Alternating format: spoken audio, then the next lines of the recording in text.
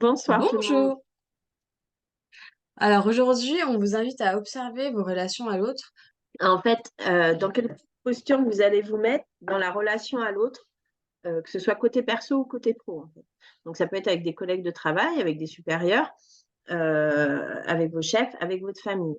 Et on va avoir trois postures dominantes. Il y a la victime, donc vous allez vous plaindre en permanence, tout est injuste, vous vous sentez impuissant. C'est pas de votre faute, il y a que des catastrophes qui arrivent et en fait, vous faites de la plainte permanente pour que les gens vous plaignent, en fait. Il y a, la deuxième, ça va être la le persécuteur. Comment vous vous conduisez avec vos collègues de travail? Est-ce que vous leur chenez dessus? Est-ce que, vous leur faites des réflexions sur leur travail? Que vous soyez simple collègue ou responsable?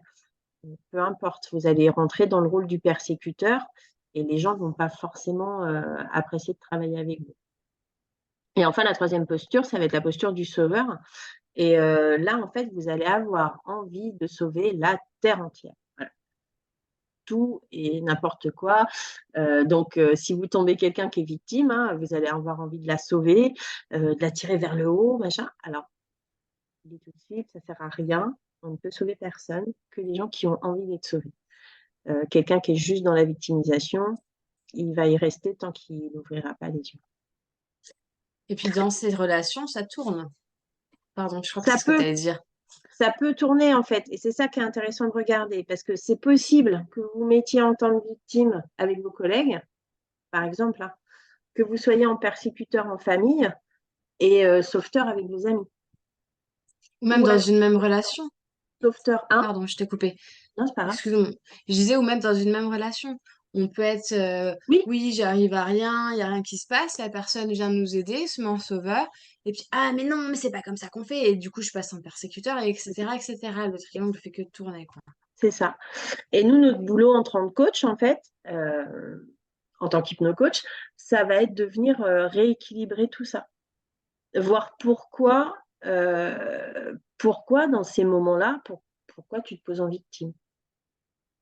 Déjà, on va Pourquoi repérer le triangle, on va vous aider à mettre les... Excuse-moi, je te coupe, mais... non, Parce que vas-y. nous, on le voit tout de suite, mais on va vous aider à vous dire, ah oui, en fait, je suis dans cette situation-là, en vous expliquant, comme là, on vient de le faire, le triangle de Cartman qui vous explique les trois différentes... Les trois différentes postures.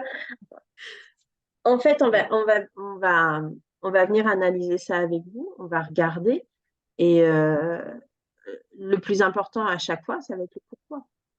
Parce il y a toujours ou une émotion cachée dessous ou un bénéfice secondaire qui ne se voit pas, voilà, mais voilà. Et donc, notre travail, ça va être de venir aller chercher avec vous le pourquoi et puis comment on peut rééquilibrer pour que ce soit plus serein, en fait, autour de vous. Tout simplement, que vous passiez plus de la victime au persécuteur en 3 secondes, que vous n'ayez pas forcément envie de sauver la terre entière, parce qu'avant de sauver la terre entière, il faut s'occuper de soi. Voilà, donc on va venir travailler là-dessus par petites touches et ça va être fait de plein de petites prises de conscience en fait. Tout doucement, gentiment, sans on va pas réinventer la roue, mais ça vous permettra d'être plus équilibré dans vos relations aux autres. Et du coup, pour éviter ce triangle de Cartman, il faut rester dans le problème actuel, dans ce qui se passe réellement, dans les faits, pas projeter. Mmh, Pour éviter les sous-entendus, parce que quand on sous-entend, souvent on attaque l'autre. Donc on est vraiment sur ce qui s'est passé, l'action réelle. Pour connaître ses torts, parce que ben, en fait, on n'est pas parfait. Et heureusement qu'on n'est pas parfait. Faut pas faire de reproches non plus. si on fait des reproches, les réactions en face ben, les gens vont se sentir Victime, agressés. hein. Bah, puis victime Non, en elles vont, fait. se- elles vont se sortir agressées. Donc après, est-ce qu'elles vont tomber dans la victime? Est-ce qu'elles vont tomber dans le persécuteur? Ça, après, c'est... Ça rapproche, Voilà. quoi. Mais ça amènera une émotion négative de toute façon. Faut avoir le courage de poser des questions et d'exprimer clairement ce qu'on veut, en fait. Euh, si on n'est pas bien, c'est être capable de dire, OK, je me sens pas bien, j'ai juste envie que tu m'écoutes. Et à l'inverse, l'autre qui entend la personne se plaindre ou autre situation, lui demander qu'est-ce qu'elle attend de nous. Mm. Parce que si l'un et l'autre se positionnent, ben on rentre pas dans le triangle en fait. C'est ça. C'est pareil pour sortir du rôle du persécuteur. Alors, je prends cet exemple-là, c'est le premier qui me vient en tête. Quelqu'un qui travaille dans un magasin, euh, peut-être depuis plus longtemps que les autres ou qui est responsable de magasin, c'est pas la peine de devenir méchant avec vos collègues parce qu'il y a des choses qui sont pas faites comme vous l'entendez. Il vaut mieux le dire. Voilà, là, à cet endroit-là, j'aimerais que ce soit aménagé comme ça, j'aimerais que ce soit nettoyé. Est-ce que tu veux bien, s'il te plaît, est-ce que tu veux bien passer un coup de balai? Voilà, et tout de suite, ça va être beaucoup plus détendu pour tout le monde. Les gens ne vont pas Mm. se sentir agressés, vous ne serez pas énervé et l'information va passer en fait. Quand on agit en persécuteur, on lance des pics. Donc en plus, le message ne passe absolument pas. On passe juste pour quelqu'un de méchant.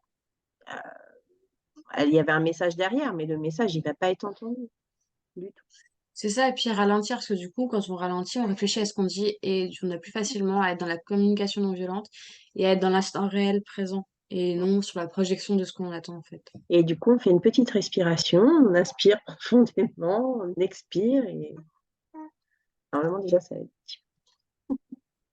J'avais une phrase avec une de mes collègues quand j'étais dans le soin, quand on était en panique justement, on n'arrivait plus à ralentir parce que bah il y avait du boulot et voilà, on n'avait pas le temps. On se croisait dans les couloirs, on se disait inspire par le nez, expire par où tu peux. Tu te tapes forcément une barre et derrière, bah t'es détendu, tu ralentis. Ça marche bien. Ça marche pas mal. Donc voilà, si vous n'arrivez pas à faire la respiration quand vous êtes vraiment tendu, dites-vous cette petite phrase. En général, ça fait rire un petit peu, J'essaierai. ça décompresse un petit coup. Voilà, petite technique. Bah voilà, je pense qu'on a fait le tour. Ouais, je pense aussi. Donc, à vous de voir. Est-ce que vous vous reconnaissez? Essayez d'observer sur une journée ou deux, voilà, ou le week-end en famille, et puis le lundi, mardi au boulot. Et est-ce que c'est pareil, est-ce que ça vous convient? Si ça ne vous convient pas, c'est qu'il y a quelque chose à changer. Donc, c'est là où il faut pas hésiter à faire appel à un coach. Ouais, je dirais même de regarder les relations qui nous conviennent pas et essayer de voir si on n'est pas dedans. Ça demande peut-être moins de réflexion, tu vois. Vous êtes souvent en conflit avec une personne ou vous êtes souvent mal à l'aise après des échanges avec cette personne. Ok, Mm. essayez de voir si vous n'êtes pas dans une de ces situations sans même vous en rendre compte. Et du coup, bah, pour vous en sortir, on respire et on demande à l'autre la prochaine fois, ok, tu veux quoi? Enfin, tu attends quoi de moi? Qu'est-ce que je peux faire pour que tu ailles mieux ou de façon empathique, bien sûr, mais voilà, comme ça, vous sortez du triangle. Le problème, vous allez voir dans votre relation, ça va s'améliorer et ça peut être que bénéfique. Et puis si ça s'améliore pas parce que la personne en face, elle est pas réceptive à tout ça, elle veut rester dans ce triangle, bah, elle peut y rester toute seule, hein. C'est Oui, ok. et puis l'avantage de sortir de ces postures, c'est que nous, on sera mieux. Voilà. Quand on Ouais. sort de la position de victime, alors au début, forcément, on est un petit peu, Déstabilisé. si je suis pas une victime, je vais faire quoi? Et en fait, après, ça se passe très très bien, en fait, et on le vit beaucoup mieux. Pareil pour les trois, en fait, pareil pour le persécuteur, pareil pour le sauveteur. Le sauveteur, ça ne veut pas dire qu'il faut devenir égoïste et ne plus aider personne. C'est pas ça du tout, hein. Ça veut juste dire mettre son sauvetage là où ça se mérite, là où Ah, c'est demandé, là où il y a une ouais, vraie là où c'est demande. demandé. Parce que si je prends l'exemple, je renverse ma tasse de café et quelqu'un se précipite pour la ramasser, bah, ça va pas forcément m'aider en fait.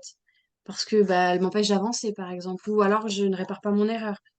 Et du coup, la personne, elle s'est positionnée en sauveur. Mais en fait, j'ai rien demandé, là, tu t'imposes. J'ai peut-être envie d'être toute seule à ramasser mon café parce que j'ai peut-être une émotion super forte, hyper triste, que j'ai envie d'être toute seule, quoi, C'est possible. par exemple. Donc, être sauveur, ça ne veut pas dire sauver, en vrai. Non. Et du coup, vous imposer, c'est pas bien d'imposer. Libre arbitre. Alors, libre arbitre, et puis même pour soi, en fait, essayer de sauver les gens et voir que ça marche jamais. En fait, Ah, ça après, doit ça, être épuisant. ça ça épuise et ça donne des émotions, encore une fois, pas sympa du tout. Mm, mm. Donc voilà. Bah, merci de nous avoir suivis, partagés, et à la semaine prochaine. Ouais, à bientôt.